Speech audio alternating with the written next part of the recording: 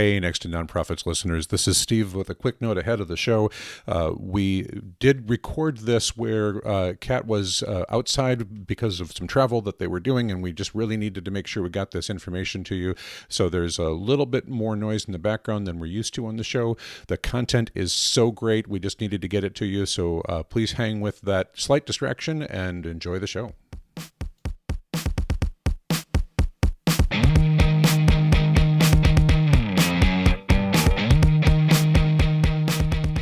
Welcome to Next in Nonprofits. I'm Steve Boland, and I am so excited to be joined by Kat Rohn, the Executive Director of Outfront Minnesota.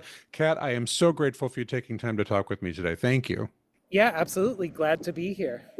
I was thinking through, as we've been talking with organizations in 2025 about their need to be involved as advocates for their causes and maybe the nonprofit sector more generally, and people may be feeling a little concerned about what is advocacy, what are my rules, what can I stretch to, maybe not knowing that as much as they perhaps would like to. And I thought, boy, it would be great to talk to a group that has a great track record of improving people's lives through advocacy, that has a charitable arm in the C3 organization, that has a nonprofit arm in a C4 organization.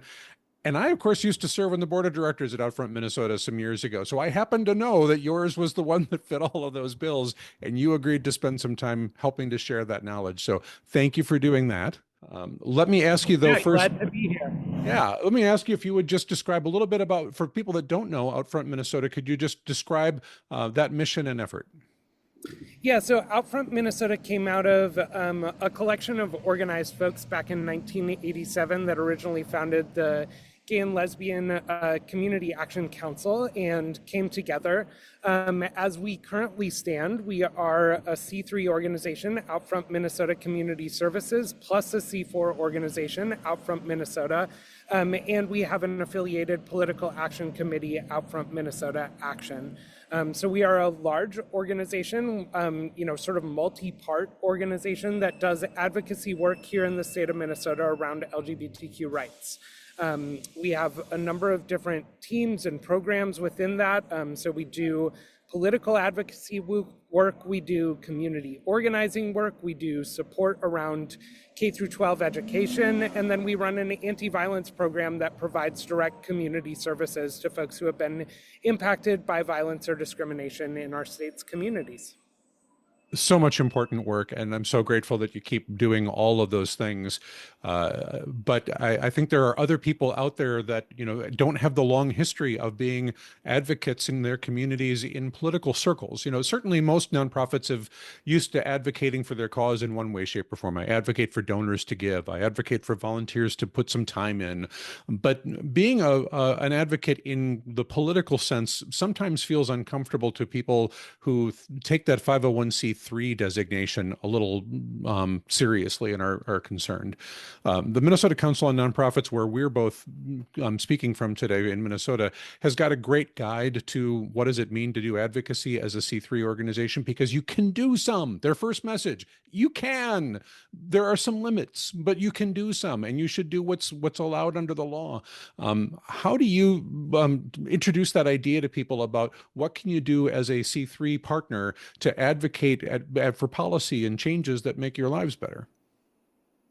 Yeah, for sure. I think, one of the things that I really approach it as a sort of multi-armed organization that leads a lot of the political advocacy work here in Minnesota around LGBTQ issues is about convening tables. So we invite in a lot of C3 partners to tables that we hold, where folks can provide that input and provide voice and learn about what's going on, even if they themselves are not directly being the advocate at the Capitol for a particular issue area. I mean, I think for us, that is really a value that every C3 organization, every community organization, no matter what its tax status holds, is like you all have your own networks of engaged folks. You all have the expertise that you bring to the table. And those things are valuable to advocacy, no matter how much you want to stretch into the actual political advocacy arena. I think the other piece that I always, share with folks is that, being thoughtful about where there are those issues that are really core issues for your organization and your constituencies, being judicious about that advocacy and really weighing in where it counts and where it matters most is the best use of your time. You don't have to weigh in on every single issue area, on every single bill, on every single political cause, but there are always going to be issues where your voice is necessary and where it can be really important to move a story forward. And so, I think it's really important that C3 organizations, think about like, what are the structures you want to use for making those decisions? When does it make sense to speak up? Where does it make sense to speak up? And what are the calls to action as a C3 that you want to make versus where do you want to, push people to other partners or engage people in dialogue with partners who are doing some more of that, political C4 heavy advocacy that folks are familiar with? Yeah, so let's talk a little bit about what that difference may be. That as a C4 organization, your ability to do things because your organization isn't able to offer tax deduction as a contribution thing, that you get treated a little differently from a 501c3 organization where tax deductions are available for contributions, and that's great for some causes, and it matters a lot for some like foundations that really only give to C3 organizations, and so those are important things to keep in mind. But if I'm a C3 organization in 2025, and I might find my core values under attack very differently from what I've ever experienced in the last several years, how do I think about what I can reasonably do? Can I pick up a specific bill and say, I want you to vote yes or no on this bill? Or do I have to be more, I need you to be supporting the trans Minnesotan community right now and be a little bit more trans rights are under attack without necessarily saying it's this bill, it's this language? Where are the rules for the C3s as you understand them? Yeah, so I think, one of the things that I always, advise folks to do is to spend some time with good resources about these lines. Unfortunately, one of the realities for C3 organizations is that the IRS is not explicit in how much time or exactly what the line is perfectly on where advocacy crosses from that sort of allowable amount that C3s are allowed to do in their issue areas and where it crosses into disallowable amounts. There are a number of different ways, H elections and things like that can get you a little bit more clarity. But again, this is one of those spaces where I think for a lot of folks, and especially in the current climate where folks are worried about compliance and about, how do we navigate potential political attacks, like that people tend to be, especially and rightfully so, cautious about how much time are we putting on these issues? How are we speaking out about individuals? I think one of the key sort of ground rules that I always use is speak to issues, not to bills, not to individual candidates for C3s, because you're always going to be safer when you're talking about, inclusion or access to healthcare or things like that, rather than vote yes or no on bill XYZ, right? Where there are specific bills and, issues that you care deeply about, thinking about whether you want your organization to lead on the messaging and calls to action, or just simply lifting up information and calls to action around an issue, can be the difference between, again, sort of like that personal risk assessment for an organization of like, do we want to wade in more heavily into this space or not? You can wade in, but again, it's sort of cautiously and judiciously. And I always point folks to the Boulder advocacy resources for the Alliance for Justice and others as kind of a good just baseline grounding rules for how to navigate those questions of what does advocacy look like for a C3 organization. Yes, you can do advocacy. Yes, you can weigh in on political causes, but you have to be cautious about how much you get into individual candidates, how much you get into individual advocacy, yes, no, on a particular bill. Yeah, I appreciate the clarification that there are some things that are definitely on the other side of a line. And I've always been told for C3s, partisan electioneering is the other side of the line. So we don't go in and endorse political parties and weigh into that kind of part of the realm as a C3 charity. And for that matter, the C4s even have some restrictions as nonprofit organizations that are different from political action committees. But let's just stick with C3 and C4 for right now, that the C3s, we're not going to get out there and say, I need you to make a contribution to this political party or whatever, that is going to get you in trouble if anybody pays attention to it. So we're going to not do that. But I do appreciate your caution that right now people are weaponizing nonprofit status for all kinds of reasons, and I guess we could maybe feel like we could be more under attack, even doing things that should be acceptable. We could feel concerned. But that means maybe there's a C4 that we could either partner with, or maybe even like Outfront Minnesota, help create a new entity so there's a little bit more focus behind what we feel needs to be done on that advocacy side. Do you know how long Outfront has had a separate C4 organization, or has it always been that way? I'm honestly not sure. I don't believe it's been always that way, but it's Okay. been around for a long time. So our first big sort of wade into the realm of political advocacy at a state level was around the 1993 addition of LGBTQ rights into our Minnesota Human Rights Act. So around that time is when I assume we either started a C4 or, emerging out of that conversation, decided having a C4 arm would make more sense to be more politically active in those spaces around our advocacy issues, both at the state capital, but also municipally and otherwise. So, having had a lot of history with that, it just seems second nature to folks like you to go, oh, yeah, of course we have both organizations. But it may seem a little unusual to the new person coming in. You're going, well, how can you be two things? I mean, how can you Yeah. have us two separate employer identification numbers, two separate bank accounts with pretty much usually the same staff, the same physical address, all that kind of stuff is usually the same when you've got this kind of encompassing organization. But that's all right, right? Yeah, and I think, so one of the things, I came from a background in higher education and doing fundraising. So I had worked with, 501c3 sort of entity spaces. And this was brand new to me coming in. So I had to do a lot of learning, stepping into this role of like, how do you navigate both, like, what are the rules? How do you navigate the logistics of it? Like, it's, effectively like a sort of multi-part organization that each has its own rules and structures that all have to be aligned in some way. And so, what I would say to organizations that are exploring the idea of, do we want to see forward? Do we want to explore this kind of avenue? The benefits are clear. You're able to do more advocacy directly on issue areas in a political arena that can be especially valuable at a time like now, when a lot of issue areas are being politicized for better or worse and are coming up in these legislative spaces. And so, I think it is a service to the communities that we come from and that we serve, to dig into those issues and to be advocates and to speak up on them. But it does, require that additional layer of either C3 compliance to make sure that you're advocating within your limits, or to step into that space of, well, let's explore having a C4 so that we can really be more of a forceful advocate in this space.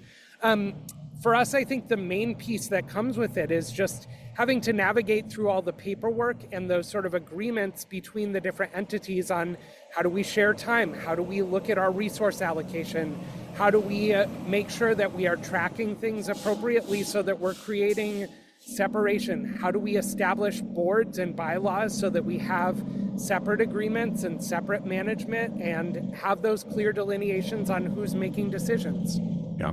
So the board question is interesting because I've been a member of both boards as a Outfront alum, where I was a member of the 501c3 board and a member of the 501c4 board. So while those two entities voted separately and had separate minutes and records, you can share knowledge across those things pretty easily by utilizing large portions of the same people. It doesn't have to be exclusively the same people. And often, matter of fact, there's going to need to be some separation between different folks. But I think that one of those questions that might come up is, boy, like, I got enough trouble recruiting for my one board of directors. How am I going to get a whole separate one? Often they aren't completely separate. So I assume that that's still true at Outfront, that you have some members that are sitting on both? Yeah, so we actually had a board meeting last night across our joint boards. We've got a couple members, basically our board, we share like a handful of members across each of those, but each of the officer slates for each of those entities is separate. So, you've got separate chairs, you've got separate treasurers. Those are kind of the key like decision makers. And when there's a clear C4 vote, we have C4 folks voting for those items and C3 folks voting for those items. So you have these sort of separations institutionally that allow for clear decision making, clear ownership of decisions, without having to like totally recreate the wheel for every entity and have 20 new board meetings and subcommittees for everything. No, it is nice that you can do all the knowledge sharing together. That's what my experience of being on those boards were, is that the large group got together and shared reports and learned about what's happening and all those things. And then there would be split moments for decision making when those entities would separate out, and that made sense to do that way. But for people considering, do I want to have a C4 organization? Think to yourself, it isn't necessarily twice as much work. It is more work, but it's not twice as much work if you have that board that kind of meets at the same time and whatnot. Also, the financial reporting is usually done by the same people, even though there's separate accounts and everything. That's been my experience. I assume that's still true today. Yep, that's still true today. So we still have, one shared accountant. We just split the time allocations and how that, money is paid for out of each of those. But the finances are managed in a way that is sort of cohesive, and, it's not like double the amount of time. Again, I would sort of think of it more as like you're adding sort of an extra quarter of time to everything that you do because you're managing a double layered process, right? Like, we're going to go through the C3 pieces of this. Now we're going to go through the C4 pieces of it, but it's all still part of this bigger picture. And so, especially if you are growing an entity to encompass a C4, like you're adding in those additional structures, you're going to have some extra time for that sort of internal administrative work that's going to come as part of the process. But by extension, you're also presumably going to have additional support or engagement that's going to come from folks who are excited about your political advocacy work and want to be involved in the organization in a way that previously your organization couldn't hold. Right. So let's ask a little bit about that part of the excitement of those individuals, because I think so often people think, boy, I go out and do fundraising for a really good cause, and we talk about, oh, your deductions or your contributions are tax deductible, and maybe for some folks that matters and is important, but I think that we maybe give that a little too much credence in why people choose to be involved in community change. It's not really all about the tax deduction. But you do have to be clear when you're soliciting for a C4 organization or a C3, where people are giving and what that means for them when they do their reporting. So if I just think to myself, I heard great things about Outfront Minnesota and I want to give, and I type into a search engine, Outfront Minnesota, and I click donate, how do you help people decide where their gift is going to have the highest impact and what they might need to know to make an informed decision about how they're going to support you? Yeah, I think one of the most important things that we think about in that process is that for most individual donors, when I think about just somebody who's walking off the street and making a donation to our organization, tax deductibility is probably like the lowest out of 10 reasons why they might give to us. Yes. If you're giving us $25, the main reason you're doing it is because you care about our work or you care about the LGBTQ community or you're engaged in the space and you see us pop up and you're like, I want to do something to support that. For those people, my priority is to get their dollars to the highest impact area. And often that means directing them towards a C4 support because C4 dollars in just that sort of structural way can flow downwards to the C3, but not in reverse. So, if we have a surplus of C4 dollars and we're not getting as much support on the C3 side, we can move money towards the C3. We can't do it in reverse. We can't take those C3 dollars and move them up the chain because they are already that tax deductible, tax exempt donation that, is specific to that entity in our work. And so I think for us, like what we try and do both in terms of how we design giving for individual donors and how we talk about it is to preference that C4 in most of those communications, to talk about our advocacy work, to encourage people to support that advocacy work, and to make it clear on the website, like if you jump onto our giving page, the C4 is where you're going to land, but you can then switch over to the C3 side if you want to have that tax deductible gift and support our C3 side work. And so again, I think a lot of it is about thinking about like where people are generally going to intend their giving. Obviously for foundations that have to support C3 tax exempt work, they're going to come in through the community services side, and we're going to navigate it like that. But for most individual donors, that's where I sort of lead with our conversations. And we have donors who do both, who say, Yeah. I'm going to give $1,000 here and $1,000 there, and that's how I want to split my giving. But really, it comes down to individual decision making. And I think primarily with folks who are in the social justice or community service or politically inclined spaces, tax deductibility is not their primary motivator. And so, I think really this is about service to the donors. If somebody wants that, we can provide it because we have both entities. But the majority of folks I talk to are like, I don't care, do the good work. Here's the gift. Right. I think that that's been my experience too, but we sort of parade that idea of tax deductibility out there a lot. And maybe after we say it so much, it feels like that's a really important part of the decision-making process. And I think you're right. It's also important to remember for people that maybe have been in this work for a long time that, under the first Trump administration, they changed the tax rules on what was eligible for people to do their own itemization work. And just very few people are actually itemizing at all. Even if it mattered to their income, it just doesn't make any tax sense for them to do it. So even if you sent them that receipt and they go, oh, that's great, but I don't itemize, most people don't. Then the very few people where itemization matters and they care, it's good to have that out there. But don't think that you can't do the C4 because that's going to somehow impact people's ability or choices to give. I think that's a really important message to get out there. 100%. And I do agree. I think the change in the standard deduction really changed the game for sort of smaller to mid-level donors who might have been sort of on the cusp of that tax deductibility question. Yeah. I still think fundamentally, if your organization is a core priority for a donor, they are not going to care what entity you are. They're going to want to support that work. And how much they can give is really going to be dependent on their engagement and the level of work that you're doing. And I think, again, having a C4 gives you reach into work you could otherwise do less of or not do in full as just a sole C3. Yep. And we may even see some increases in giving, the rage giving kind of thing. If you can show some leadership in an area where people are really, really concerned and they're like, I need to be involved in trying to set this right, who's out there that's really leading in a way that I can understand and get behind. And if the C3 is a little bit more tentative and not really sure about it, and they don't provide that same level of, pardon the use of the pun, of being out front, then, they may be more drawn to that cause who's like, no, we know what's happening. We're going to be out there. Here's what's going on. And that leadership could really attract some more people to the work, I think, in this time. So it's great to have that as a thought in your process. So as you think about the different forms, you said, do you actually maintain wholly separate websites for the two organizations? You just have a page on the one that talks about the other?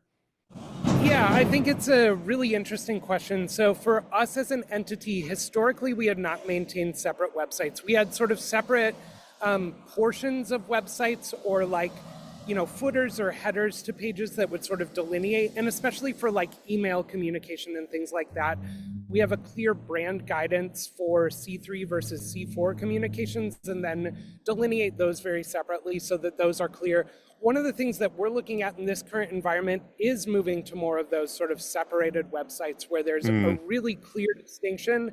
I think about organizations, folks are likely familiar with Planned Parenthood versus Planned Parenthood Action as sort of their clear website split. And I think it is a safety measure. It's not essential for organizations, but I think it's about risk assessment. You want to make clear to external folks, whether it's the IRS or others, that the entities, while related, are separate and are making communication separately, are talking about issues separately, so that there's no confusion that you are using C3 dollars for unallowable causes. And I think that's just again, that sort of risk tolerance question for organizations. How much do you want to make that separation a hard line versus a softer line?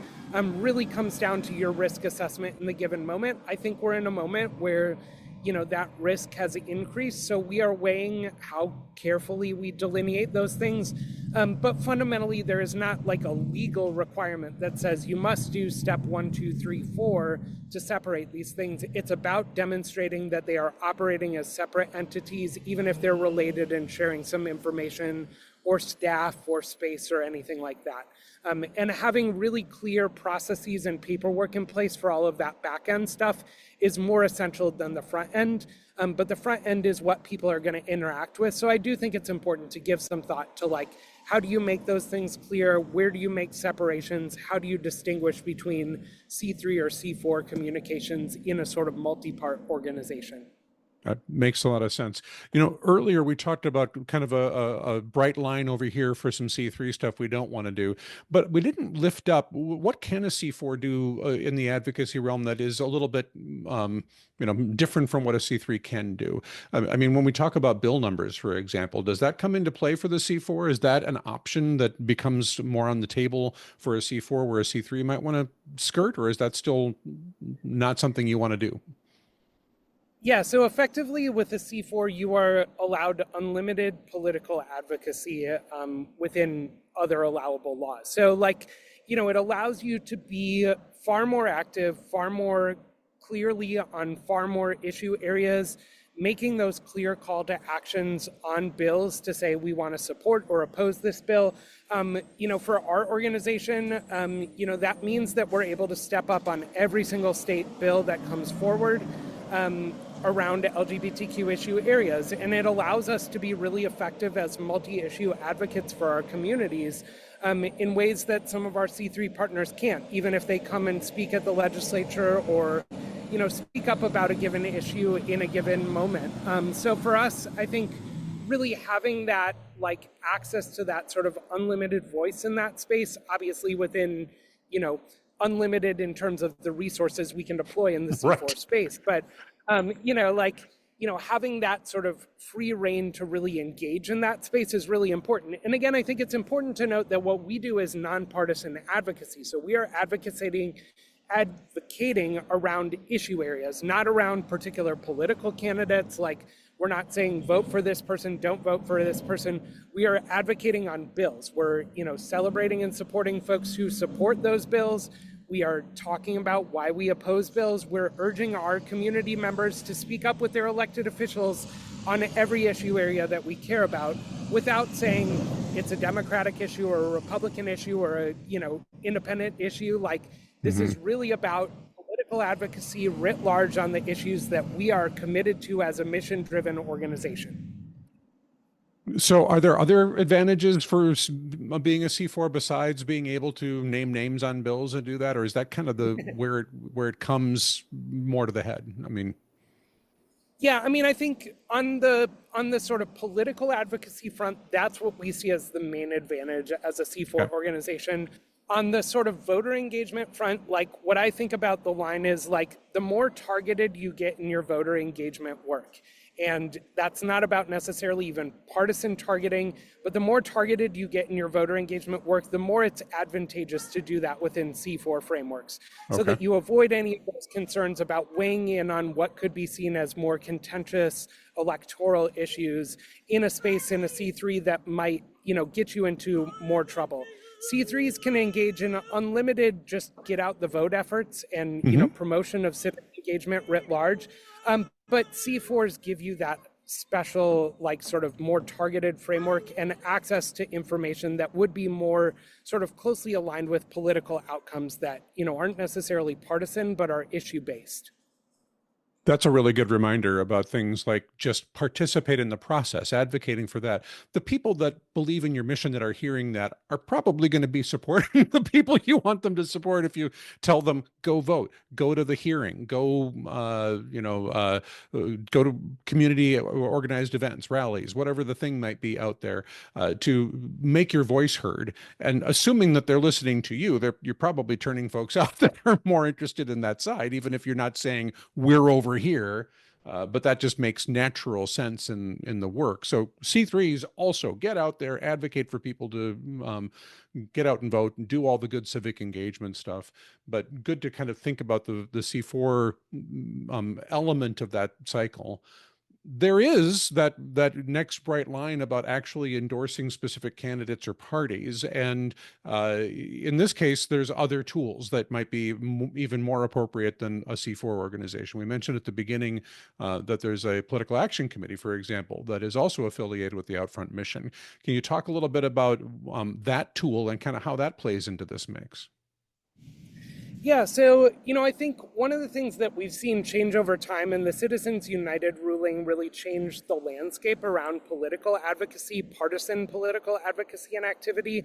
C4s do have space within the rulings to do some degree of, partisan campaign advocacy work, but it has to be very limited. It has to be tailored. You can't just go free rein in that space. Political action committees, as a rule, federally have very few restrictions. They take in money and can spend money in very partisan ways, and folks often rightly criticize political action committees as a tool for bringing more money into our partisan political process. This is, the kind of like super PAC conversations that happen every single election cycle. Our political action committee within Outfront is an affiliated political action committee. It's all volunteer driven and run. So I have sort of an ex officio seat on it, but don't take any votes on any of those decisions that they do for endorsing. But it allows us a tool to allow community who are engaged with our organization to make those more partisan endorsement decisions and to advocate on behalf of specific candidates who are doing work for our communities and with our communities and often from our communities. So it's a really useful tool that we see to help engage in like all aspects of that political process. But it's not, directly under the umbrella of our C4 or our C3. So those decisions are made in an affiliated way, but they are not made by our organization, by our staff. They're made by volunteers.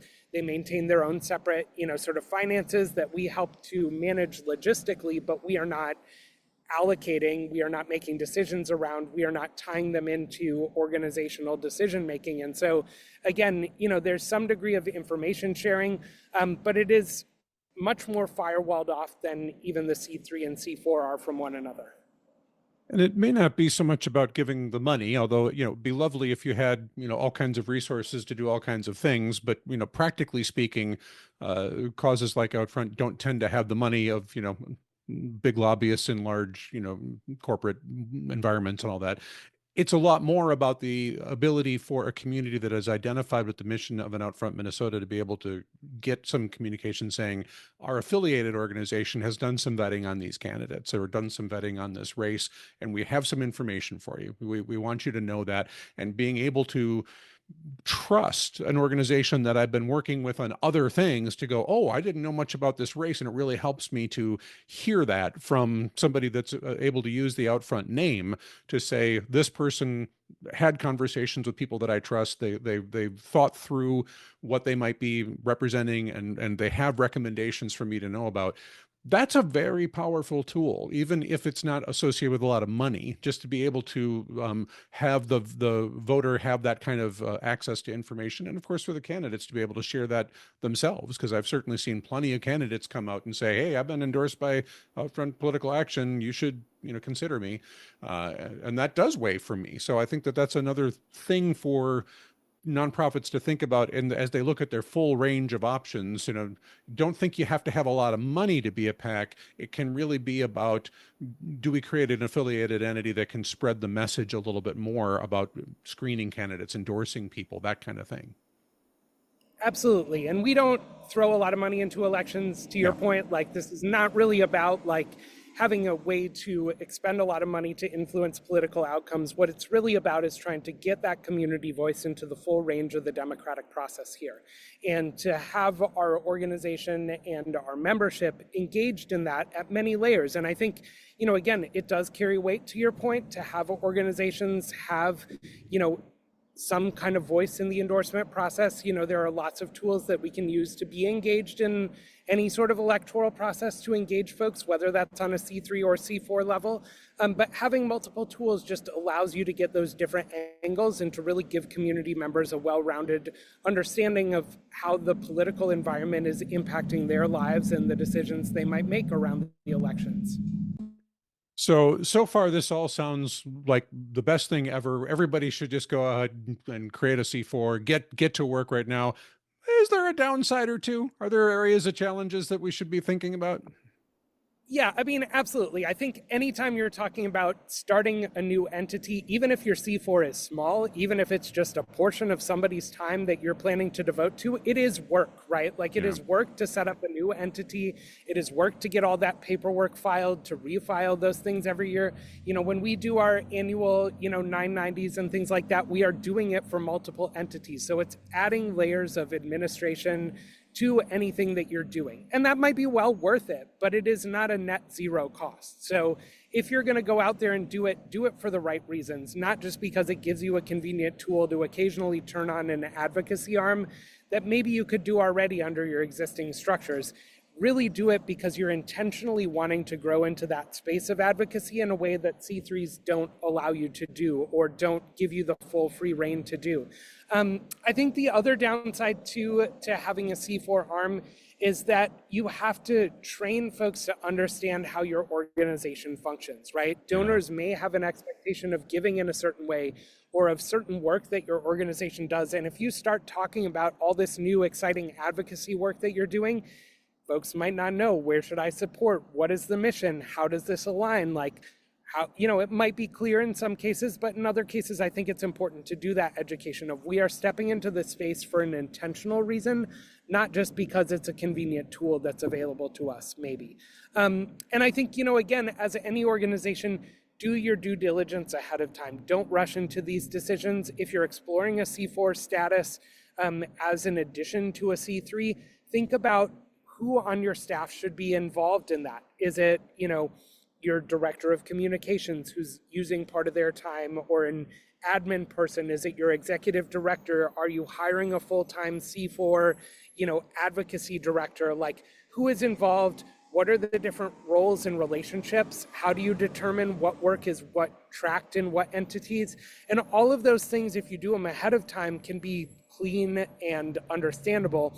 But you shouldn't do them accidentally. Like, you stumble your way into a C4 and you're suddenly like trying to piece together all of these disparate parts. It really should be an intentional process, because otherwise you can really jeopardize sort of the internal functionality and decision making of the overall entity, whatever that might encompass. Um, we're starting to run a little low on time. I know it feels like we just got started, and there's so much to say about this, but I want to make sure if there's areas that I haven't asked you about that you think are important, to please raise whatever those issues may be. For me, one of those to ask you about before we're out of time completely would be about this coalition concept that you had talked about, that C3 entities are often in coalition with partner organizations around services they deliver and other things. Being part of a broader group of people that may include some C4s could also help you get that message out in other ways, by directing people and resources to your broader coalition without you having to necessarily create the C4 that does some of that work. So I think that may be an element also in the what's allowable in the C3 world, to go, how are you in coalition with others?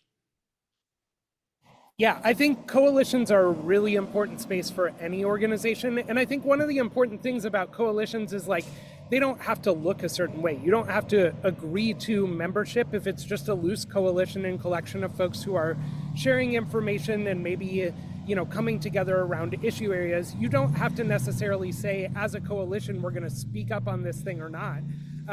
We have a lot of loose tables. Like, every couple of months, I'll pull together LGBTQ orgs. Some of them are C3s, some of them are C4s, some of them are both. Some of them are not even formal organizations. They might just be a fiscally sponsored organization or a community group. We'll pull them together at a table to have conversations about what's coming up for folks. And again, part of it is about sharing information. It's not about specific calls to action. We're not putting out a joint statement that folks aren't comfortable with. We're not advocating as a collective group in every single frame, but we're bringing people together to be aware about the political climate and about policies that affect us.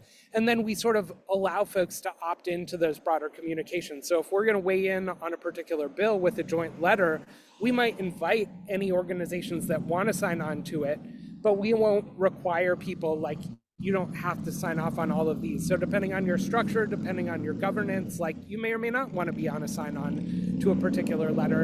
And coalition spaces are a great way to sort of mediate that role of where you can speak up where you want to without having to like full on advocate in every single scenario or setting, while still being in community with the folks who are doing that advocacy work. And I think it's a really great space for both C4s and C3s to be in and involved in. You know, I think it's important in the coalitions where we hold both C3 and C4 spaces to be clear about the work that we're talking about. Like, you know, this is a conversation more around C4 advocacy and frameworks, and C3 folks can listen, they just may not be engaged in it in the same way. So, you know, thinking through those lines of like, where are, you know, information sharing steps versus our action steps, who's leading on what, who's taking what work, who's committing what resources, can be an important way to delineate that work. Yeah. I mean, it used to be sometimes you could just refer, well, for more information about this, click over here. And now, again, you know, linking to a Wikipedia page could get you in trouble with this current administration. So who knows, you know, who knows what that means yet. But I do think that being able to link to partners to say, we together have been talking about these really important things. And not everyone signs off on everything, but in general, we're all moving this way. And we think it's important for community to know. So as we're getting ready to wrap up, are there things that you would recommend organizations that probably listening here are more C3 thinking about the idea of C4? Any final thoughts or advice you want to offer? Yeah, I think the only other piece is for organizations that are really leaning into that advocacy space and saying like, well, what does it look like for our organization in this particular moment? Like with all the national risks that are out there with the current climate, I think it's really important that C3 and C4 organizations are making intentional choices, right? Yep. One of the most important things we can do both in stewardship of our donors in our communities that we serve and also in stewardship of our organizations is being intentional, making steps forward that make sense, that are aligned with the mission, that are aligned with the people we serve. And I think this moment is going to call people to advocacy in a different way. And that means some folks are going to step into those C4 spaces. For the ones that don't, figuring out how to speak up, how to continue to advocate for communities is going to remain important, even if the methods change. Yeah. That is super sound advice to be out there, whatever. And again, we'll link to some of the resources we just talked about here in the show notes. So the Minnesota Council on Nonprofits has this great guidelines on how to do your advocacy work and what the rules are in our state. Wherever you're listening, there's going to be somebody helping to share information about what the rules may be and to make sure that you're on the right thing. But let me just echo Kat's admonition. Get out there and do what you're allowed to do. Get out there and advocate for the people that you care about and are trying to make the world a better place for, because service delivery is important, support is important, care is important, all those things matter, but advocacy right now, especially, boy, we need all people to get out there and do what they can do. So thank you. Kat Rohn is the executive director of Outfront Minnesota. Thank you so much for taking your time to share this today. Yeah, pleasure to be with you. And to everybody out there listening, thanks for taking the time and the due diligence to think through how you can be engaged in this important work.